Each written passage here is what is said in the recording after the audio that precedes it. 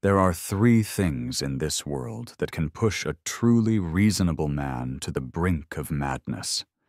A self-checkout machine that keeps screaming about an unexpected item in the bagging area, the final season of a TV show you've invested a decade in, and a homeowners association president who wields a 300-page book of bylaws like it's the word of God. My neighborhood was blessed with the third kind. Her name was Brenda, and this is the story of how Brenda, in a fit of beige-tinted tyranny, cut a single wire, and in doing so, accidentally started a suburban arms race she was in no way equipped to win. My life, by most metrics, is aggressively normal. I'm Alex. I'm in that weird part of my late 30s where I have both a 401k and a collection of vintage video game consoles I refuse to part with. I work from home as a systems analyst, which is a fancy way of saying I stare at scrolling lines of code until my eyes bleed, helping a massive, faceless corporation become fractionally more efficient. It pays the bills.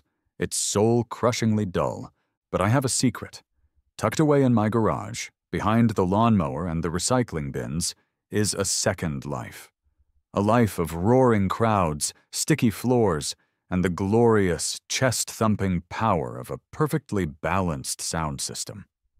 For a decade, I was a roadie, then a full-fledged sound engineer for a band called Chaos Engine.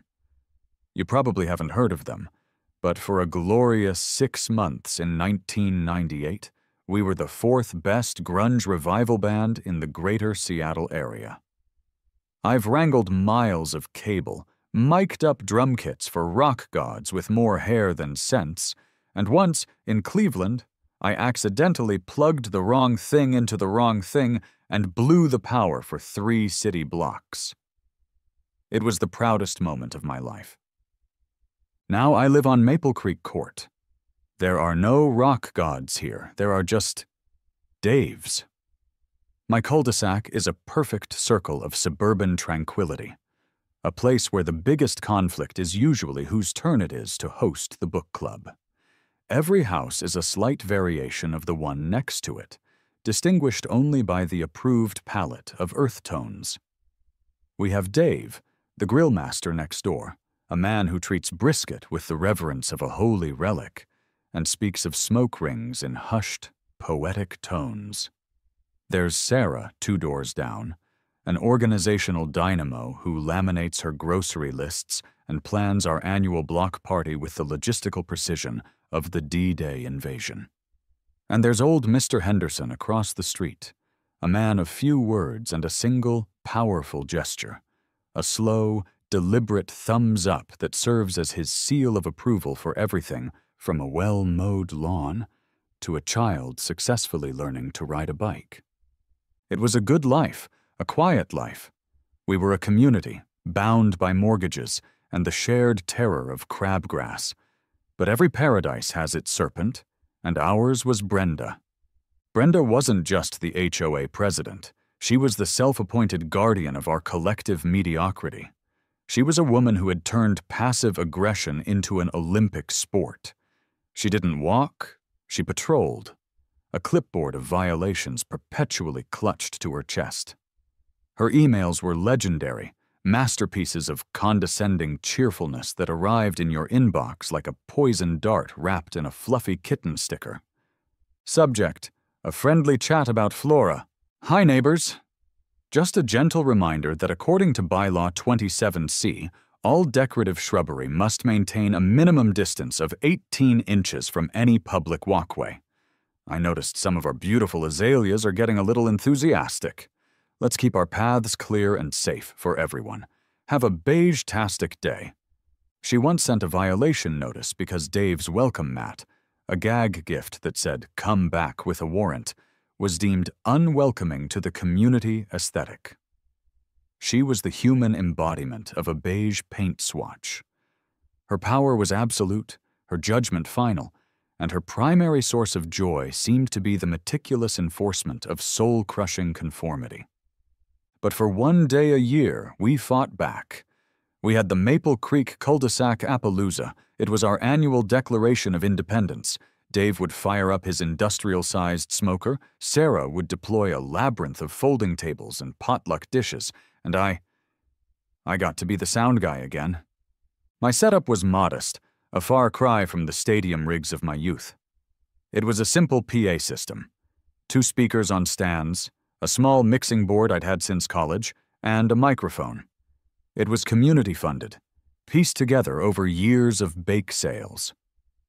The system's primary job was to play a carefully curated playlist of inoffensive dad rock, make a few announcements about the 3-legged race, and, most importantly, provide the amplification for the kids' talent show. To Brenda, this was an unapproved cacophony. To me, it was the symphony of our neighborhood. Hearing 6-year-old Timmy sing an off-key, gut-wrenching version of Let It Go through a microphone I had personally set up was my annual reminder of what community actually sounded like. It wasn't the sound of mandated beige or perfectly trimmed hedges. It was the sound of joy, of imperfection, of life. And it was the one thing Brenda couldn't regulate, or so I thought. This year was the 10th anniversary. It was going to be the biggest palooza yet. I'd spent the day before running the cables, tucking them discreetly along the fence line, making sure everything was perfect. I'd even polished the microphone. I stood back, admiring my work as the sun set. The stage was set. The speakers stood like silent sentinels, waiting for the celebration to begin. Across the street, I could see Brenda's curtains twitch. I gave the empty window a little 2-finger salute. Let the games begin. The morning of the party dawned perfect. It was the kind of late summer Saturday that marketing brochures are made of. The sky was a crisp, cloudless blue, and the air smelled of freshly cut grass and the rich, tantalizing promise of Dave's smoker already chugging away next door. Kids were chalking masterpieces onto the asphalt of the cul-de-sac, their laughter echoing in the still morning air. It was a postcard of American suburbia, and for once, it didn't feel suffocating. It felt like home. I grabbed my coffee, a proprietary blend of caffeine and optimism, and headed outside for the final sound check. This was my ritual. The quiet moment before the storm of potluck casseroles and sugar-crazed children. I walked over to my little mixing board, set up on a card table next to the community mailbox. I flipped the main power switch. The small green LED blinked to life. So far, so good. I slid up the master fader, queued up the first song on my playlist, Always Good Times Roll by the Cars, and hit play. Nothing. Not a hiss, not a crackle, not a pop. Just the chirping of birds and the distant hum of a lawnmower. Huh, I muttered to myself. Gremlins. It's always gremlins. In my roadie days, we blamed everything on gremlins, from a faulty mic to a drunken lead singer falling off the stage. I went through the checklist. Power to the board, check. Signal leaving the board? The little LEDs were dancing happily. Check. I unplugged the speaker cables from the board and plugged them back in, ensuring a snug fit. Still nothing. I walked over to the first speaker. The power light was on. I checked its connection. It was solid. Same for the second speaker. My years of professional troubleshooting kicked in. It had to be the line. The long run of speaker wire connecting the 2 speakers was the most likely culprit. Maybe a squirrel had gotten chewy with it. With a sigh, I started at the first speaker, tracing the black cable as it ran along the base of Sarah's pristine white picket fence. Everything looked fine. The cable was tucked neatly, undisturbed. I followed it for 50 feet, 60, 70, and then I saw it. It wasn't a chew mark. It wasn't an accidental fray from a weed whacker. It was a cut. A perfect, clean, brutally efficient snip. The black rubber casing was sliced through, and the 2 gleaming copper ends of the wire were separated by about a millimeter of air. They sat there on the grass, sparkling in the morning sun like a tiny, silent testament to a crime. This wasn't a gremlin. This wasn't an accident. This was surgical. This was a message. This was an act of war. I stood up slowly, the two dead ends of the wire in my hand. A cold anger, the kind I hadn't felt since a bouncer in Omaha threw my favorite multimeter into a puddle of beer, began to bubble in my chest.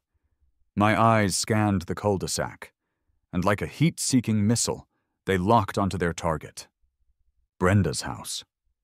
And there she was, dressed in a pastel pink tracksuit that screamed, "I have time for light cardio and judging my neighbors." She was tending to her prize-winning azaleas with a pair of delicate-looking shears.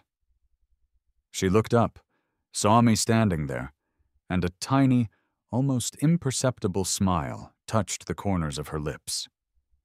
It was the smile of a predator who had just enjoyed a particularly satisfying meal. I marched across the street, my coffee forgotten, the severed wire held out in front of me like a holy relic. "Morning, Brenda," I said, my voice dangerously calm. "Funny thing happened. The PA system seems to have been decommissioned." She didn't even have the decency to look surprised. She meticulously snipped a dead leaf from a bush before turning her gaze on me. "Oh, what a shame," she said, her voice dripping with insincerity. "Maybe it's a sign. All that noise can be so disruptive to the neighborhood's natural tranquility." I held up the wire.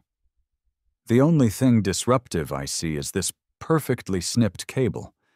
You wouldn't happen to know anything about a pair of wire cutters being used for, non-azalea-related activities this morning?" She placed her shears in her little gardening basket and wiped her hands on her perfectly clean trousers. "I am the president of this homeowners association, Alex, and as I'm sure you've forgotten, Section 14, subsection C, paragraph 2 of the bylaws clearly states that any semi-permanent electronic amplification device must be approved by the board 60 days in advance." She said subsection, like it was a sacred word. I saw no such proposal on the docket. I simply enforced the rules. My jaw tightened. "You cut the wire? For a one-day party we've had for 10 years straight? For the kids' talent show?" "The rules," she said, her eyes glinting with the cold fire of pure bureaucracy. "Don't take a holiday, Alex. The safety and aesthetic harmony of Maple Creek are a 24/7's responsibility." She picked up her basket. "Have a lovely, quiet day." She turned and walked back toward her front door, her posture radiating a smug satisfaction that made my blood boil. She had outmaneuvered me with a paragraph from her sacred text. She had silenced the party, crushed the spirit of the cul-de-sac, and was about to go inside and enjoy a cup of herbal tea, confident in her victory. I stood there on the edge of her unnaturally green lawn, the useless wire limp in my hand. She thought she'd won. She thought she'd cut the head off the snake. But she forgot something. She forgot about my garage. She forgot who I used to be. I used to manage the sound for Chaos Engine, a band that once blew the power grid for 3 city blocks in Cleveland with an unapproved pyrotechnic display. She didn't cut the head off the snake. She just poked a much, much bigger bear. A slow, wicked grin spread across my face. I looked at my watch. 3 minutes. That's all I needed. I turned on my heel and strode back across the street, a man on a mission. The neighbors who had witnessed the exchange looked on with a mixture of pity and confusion. Dave gave me a sympathetic shrug from behind his smoker. Sarah looked like she was about to update her laminated schedule with a new entry. 10:15 a.m., event cancellation and community despair. They didn't understand. This wasn't a defeat. This was a catalyst. I didn't just walk to my garage. I made a pilgrimage. I pulled the handle, and the door rattled upwards, revealing my sanctuary. The garage was my fortress of solitude, my museum of a louder life. The walls were lined with old, faded tour posters of bands you've never heard of. Flight cases, stenciled with Chaos Engine audio, were stacked in the corners, their latches holding in memories of sticky club floors and endless highways. The air smelled of dust, old electronics, and the faint metallic scent of ozone. The smell of potential energy. In the back, behind a dusty mountain bike and a set of snow tires, was my secret weapon. It was covered by a gray, threadbare tarp, like a sleeping giant. I reached out and pulled the tarp away in a single, dramatic motion, sending a cloud of dust motes dancing into the morning light. There it was, my JBL Eon 1 Pro. To the untrained eye, it was just a big black speaker. But it was so much more. This wasn't some flimsy piece of consumer electronics. This was a professional, portable, battery-powered, all-in-one line-array PA system. This was a tool forged in the fires of 1,000 sound checks. It was scarred and dented from being hastily loaded into tour vans. The side was covered in peeling stickers, a local radio station from Des Moines, a bar in Austin, the Chaos Engine logo. It was heavy, it was unwieldy, and it was ridiculously, beautifully overpowered for a suburban cul-de-sac. In the band, we called it the Annihilator. It had a built-in 7-channel mixer and Bluetooth connectivity. It didn't need wires, it didn't need a table, it just needed a purpose. And Brenda had just given it a glorious one. I grabbed the handle and tilted it back onto its built-in wheels. It was heavier than I remembered. My systems analyst muscles, atrophied from years of sitting, screamed in protest. I grunted, wrestling the beast out of the garage and onto my driveway. The wheels rumbled on the concrete, a sound that seemed to say, "I'm back." The neighbors were now staring openly. Their expressions had shifted from pity to pure, unadulterated curiosity. What fresh madness was this? I wheeled the Annihilator to the center of my lawn, positioning it for optimal sound dispersal. I hit the power button on the back. A soft, blue light began to pulse near the controls. The giant was awake. I pulled out my phone, my fingers flying across the screen. Bluetooth pairing. A satisfying chime echoed from the speaker. I was in. I scrolled through my music library, past the dad rock playlist I had so carefully curated. This moment required something special, something with a message. My finger hovered, then tapped. For a moment, there was silence.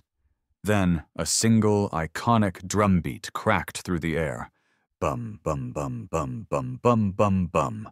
The opening to We're Not Gonna Take It by Twisted Sister blasted through the cul-de-sac. I hadn't even pushed the volume past 3 out of a possible 11, but the sound was immense.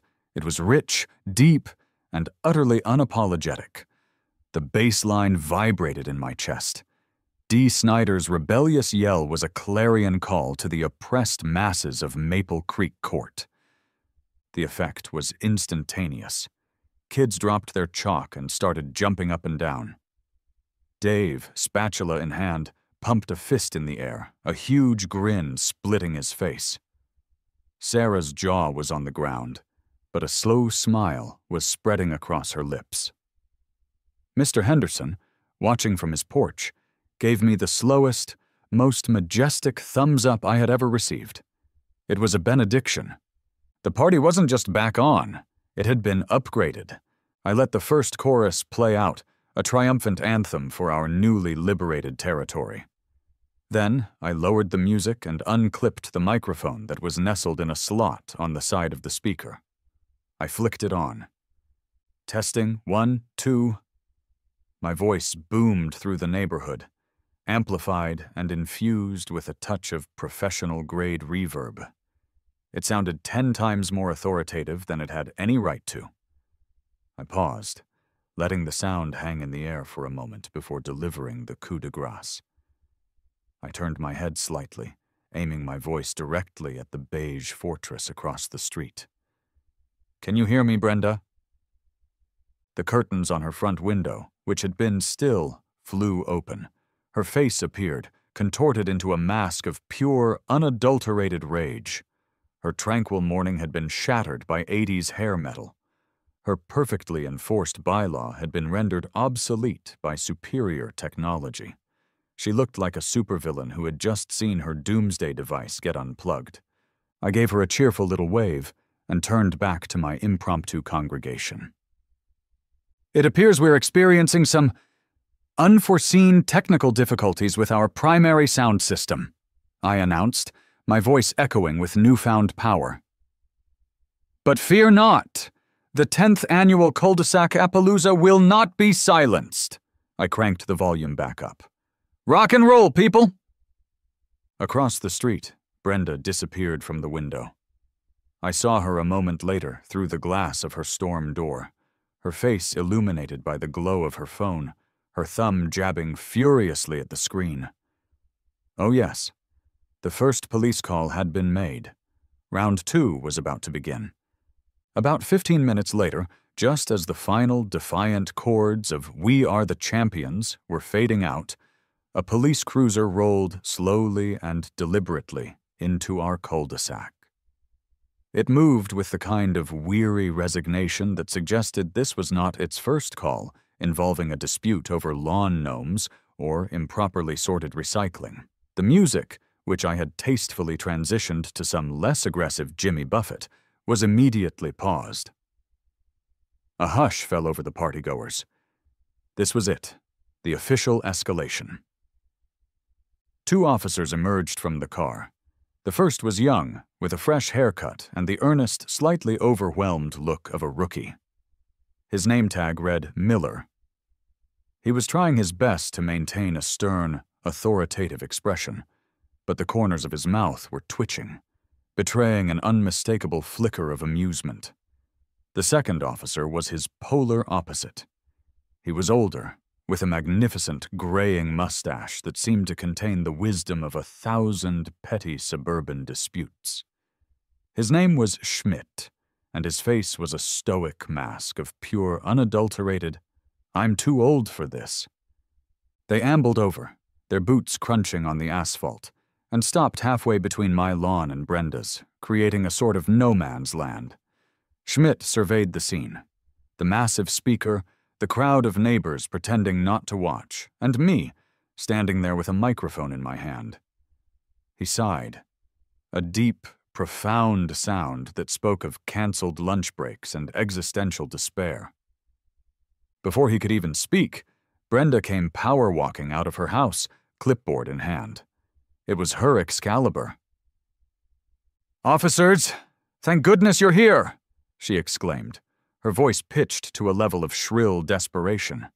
"This man is terrorizing the neighborhood.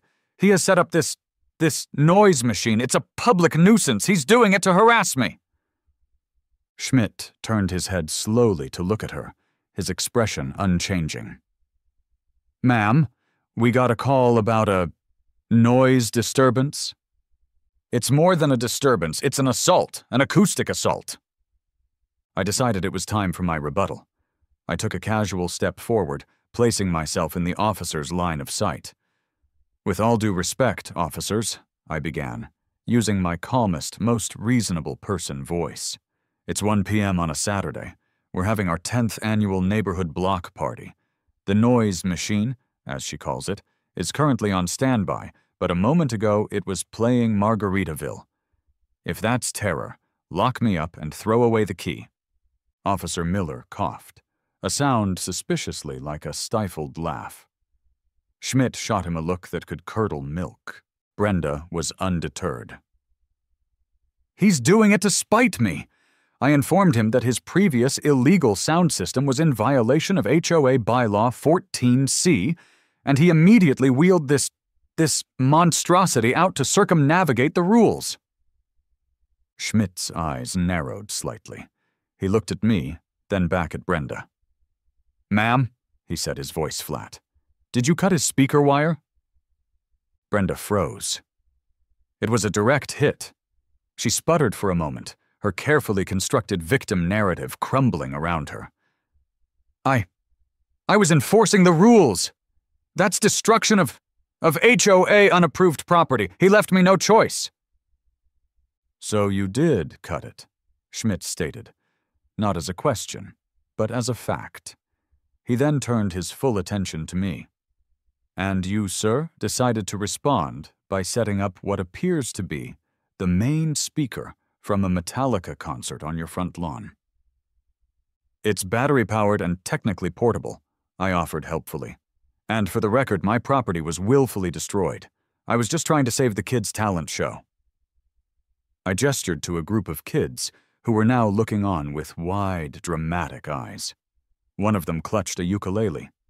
I had my visual aid. Schmidt pinched the bridge of his nose, right below his majestic mustache. Okay, let's deal with the city ordinances, because frankly, I don't give a flying fig about your HOA bylaws. He unhooked a small device from his belt. A decibel meter. Play your music, sir, at the volume you had it at before we arrived. I gave him a nod, picked up my phone, and put on some Tom Petty. American Girl. A crowd pleaser. I set the volume knob on the annihilator back to a solid 3. The music filled the air, loud enough to be enjoyed, but hardly window-rattling. Schmidt held up the meter. He took a reading from the street. He walked over to the edge of Brenda's lawn and took another reading. He stood there for a moment, looking at the display. Then he lowered it and looked at Brenda. Ma'am, he's at 70 decibels at your property line. The city noise ordinance for daytime hours sets the limit at 85. He's not even close to breaking the law. Brenda's face went pale. But the intent, the spite! Ma'am, Schmidt said, his voice laced with the last frayed remnants of his patience. I can't arrest a man for spite. As it stands, the only actual infraction I'm seeing here is a potential destruction of property charge against you for cutting his wire. He looked at me. Do you want to press charges, sir? This was the moment, the checkmate. I could have brought the full, albeit minor, weight of the law down on her, but I saw something better, a longer game. No, officer, I said magnanimously. I'm sure it was a misunderstanding. I just want our block party to continue. We'll be sure to keep the volume at a respectful level. Schmidt looked relieved. Good. He turned to face both of us, his expression now that of a disappointed father. Look, I don't care about your HOA squabbles. He's not breaking the law. She technically destroyed his property, but we're all going to let that go. Can you all just act like grown-ups for one day, please? I have actual police work to do. He and Miller turned and walked back to their cruiser without another word. As they got in, I saw Miller finally crack, a broad grin spreading across his face as he said something to his partner. The cruiser pulled away, leaving a stunned silence in its wake. Brenda stood frozen on her lawn, her clipboard hanging limply at her side. She had called in the cavalry, and they had sided with the enemy. Her ultimate authority had been publicly undermined. I gave her a polite, neighborly little wave. Then I picked up my phone, stopped Tom Petty, and with a wicked grin put on Don't Stop Me Now by Queen. The party was back on, and I had just won a major battle. But I knew, with every fiber of my being, the war was far from over. The rest of the cul-de-sac Appaloosa was glorious. The music flowed, Dave's burgers were transcendent, and the kids' talent show went off without a hitch, their tiny voices booming with newfound confidence from the annihilator. It was a victory, but as I packed up my gear late that night, a feeling of unease settled over me. This was a temporary solution. The annihilator was a magnificent tool of shock and awe, but it wasn't permanent. Brenda was defeated, but not vanquished. She was, at that very moment, probably poring over her book of bylaws, cross-referencing statutes, looking for a new angle of attack. She wouldn't rest until the unnatural tranquility of Maple Creek was restored. To beat an enemy like Brenda, you couldn't just win the battle. you had to control the battlefield. And in suburbia, the battlefield was the HOA rulebook. So that night, I did something I never thought I'd do. I poured myself a generous glass of bourbon, sat down at my kitchen table, and opened the Maple Creek Homeowners Association Covenants, Conditions, and Restrictions.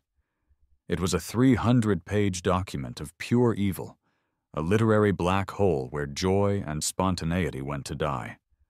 The font was an infuriatingly jaunty Times New Roman, and the prose was a dense, impenetrable jungle of legalese. For hours I read. I learned that my mailbox had to be an approved shade of black, that no fence could be taller than 6 feet, and that all garden gnomes, should one be so bold as to display one, must be facing magnetic north. It was madness. But buried within the madness, there had to be a loophole. I was hunting for a needle in a haystack of oppressive regulations. And then around midnight, fueled by bourbon and spite, I found it. Article 7, Section D, Structures. It was a long, tedious section about sheds, gazebos, and other outbuildings. It was filled with restrictions on size, materials, and placement. But deep within paragraph 4, I found the golden ticket. Notwithstanding the above, small detached structures intended for decorative purposes, such as garden sheds or decorative mail post kiosks, are permissible without board approval provided they do not exceed 4 feet in width, 6 feet in height, adhere to the pre-approved community color schemes, see Appendix F for approved beige tones, and are not placed on a permanent concrete foundation. A vision began to form in my mind. A beautiful, perfectly HOA-compliant, beige-colored kiosk. A tasteful little structure that would blend seamlessly into the blandscape of Maple Creek. A kiosk that, to the casual observer, looked like it might hold a community bulletin board or perhaps some gardening tools. But its true purpose would be far more glorious. It would be an acoustically engineered housing for a state-of-the-art, weatherproof, permanently installed sound system. It would be a Trojan horse of rock and roll. It would be a monument to malicious compliance. The next morning I made a call. I didn't need a handyman. I needed an artist, a warrior. I needed someone who understood the unique challenges of this kind of project. I called Sal's Contracting. Sal showed up 2 days later in a pickup truck that looked like it had personally survived a war. He was a man built of concrete and gristle, with a neck like a tree trunk and hands that could crush bricks. He walked with the heavy, deliberate gait of a man who had been arguing with building inspectors since the Carter administration. "You the guy with the shed project?" he grunted, foregoing any pleasantries. "That's me," I said. "Alex, coffee?" "Just show me the job," he said. We stood on the edge of the common area, right where the old PA system used to be. I started to explain. "So, Sal, I want you to build me a small shed. A kiosk, really. Right here." I pointed. 4 feet wide, 6 feet tall.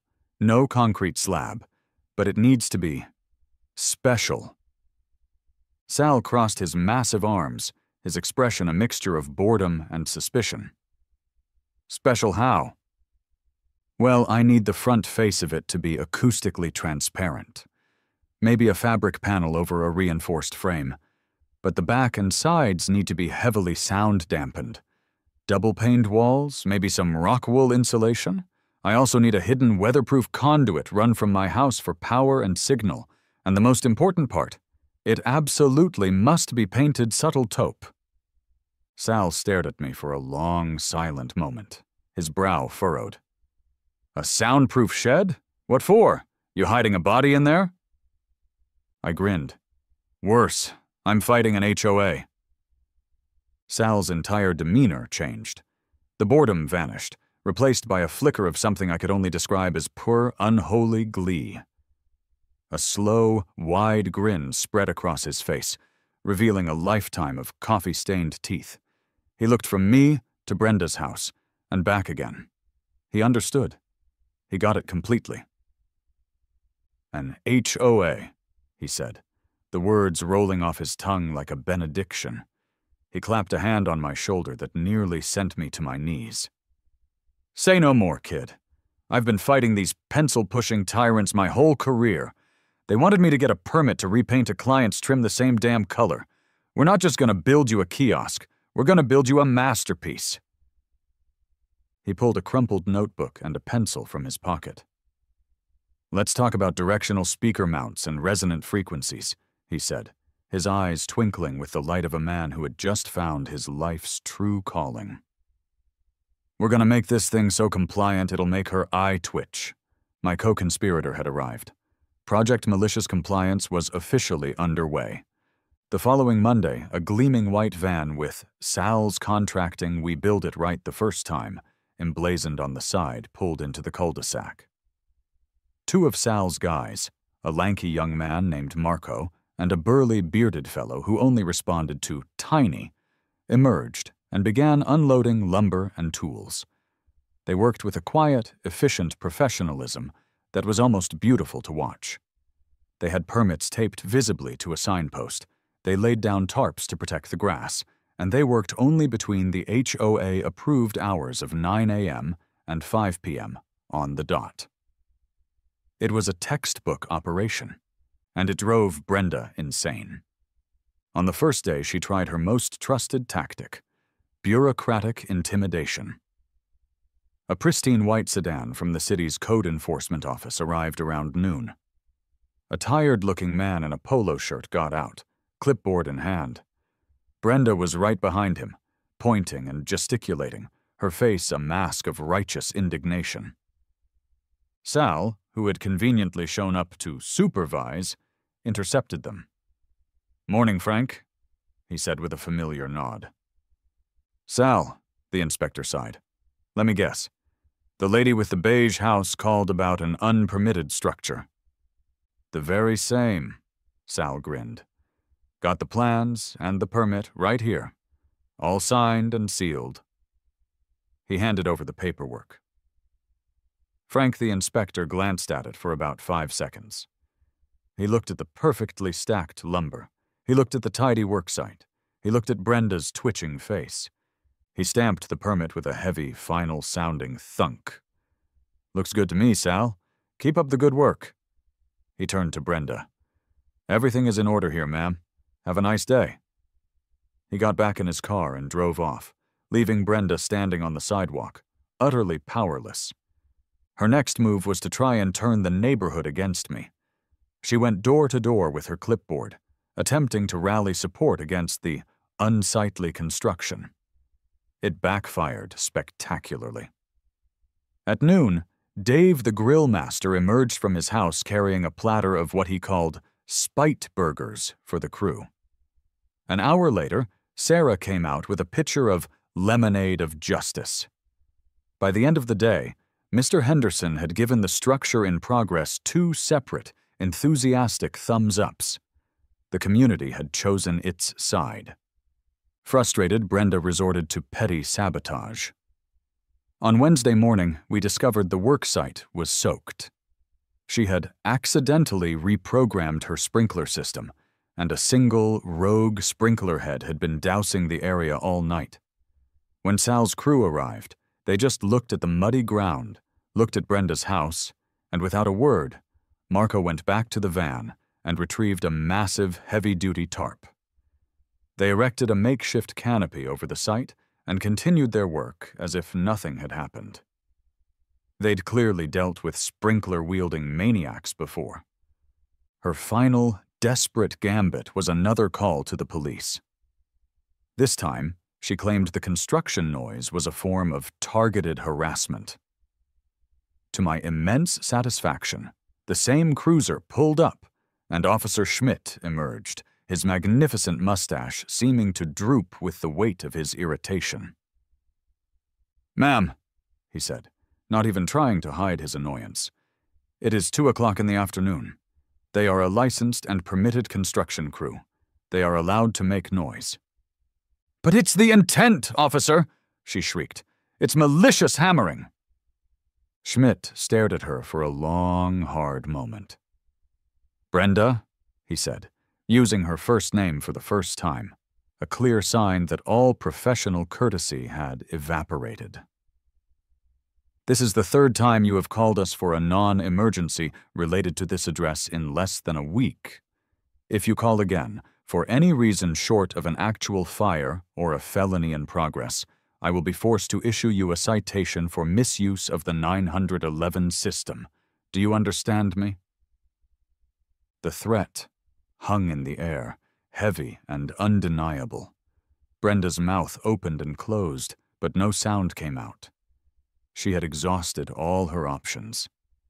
Defeated, she turned and retreated into her beige fortress. We didn't see her for the rest of the week. While Brenda was waging her losing war, I was handling my end of the project. I spent days online, sourcing the perfect equipment. I found a set of weatherproof, outdoor-rated line array speakers, the kind used in theme parks. They were compact, powerful, and most importantly, highly directional. The sound would go where I wanted it to, and nowhere else. I ran the conduit myself late one evening, burying it in a shallow trench from my garage to the kiosk's location. I spent hours on my laptop, programming the digital signal processor, creating a sound profile that would project crisp, clear audio across the common area, while creating a null zone of relative silence, right where Brenda's prize-winning azaleas stood. It was a technical marvel of passive aggression. By Friday afternoon, the work was done. Sal's crew packed up their tools. The kiosk stood complete. It was a masterpiece.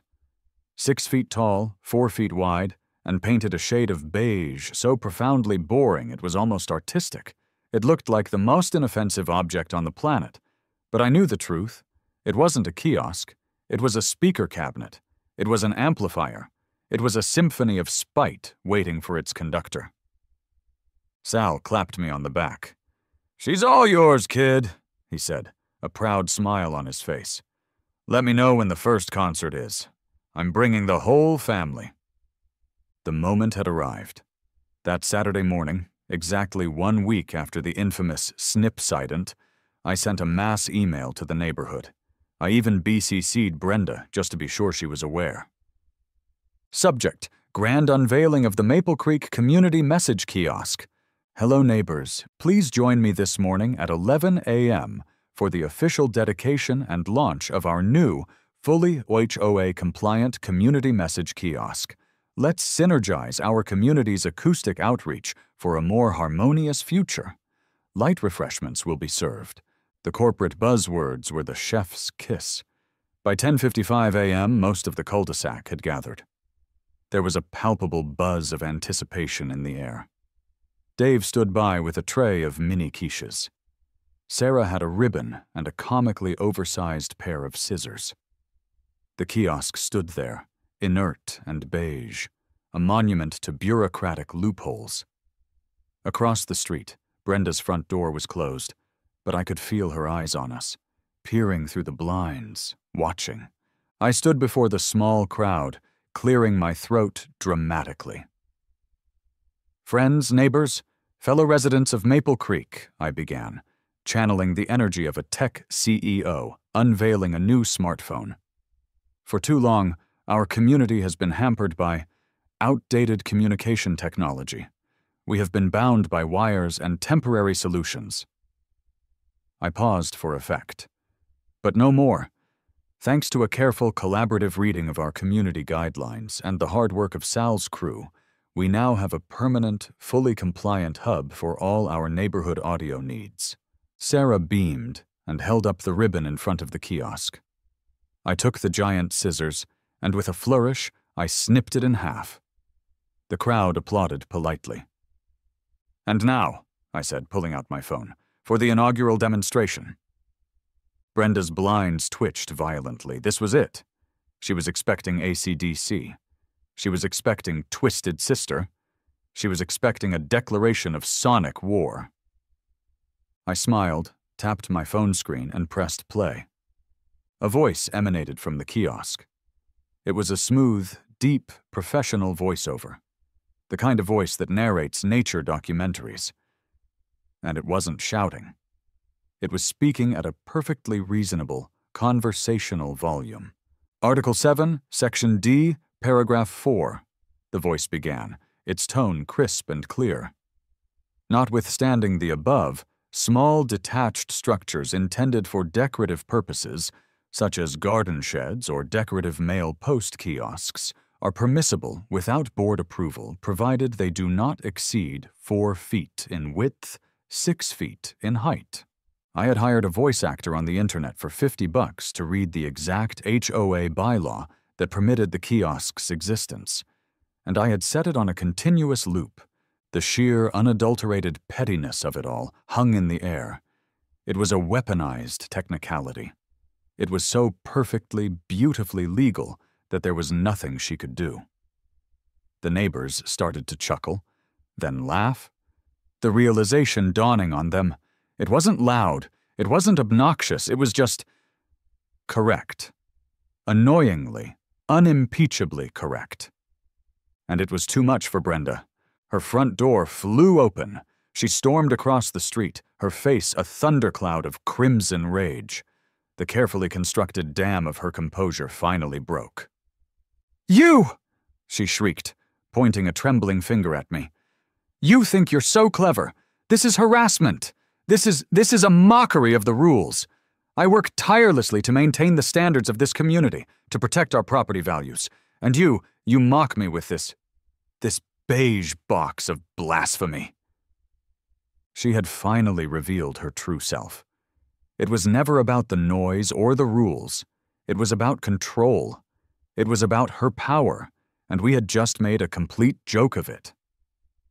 As she stood there, ranting, Sarah calmly pulled out her own clipboard. A clipboard of the people.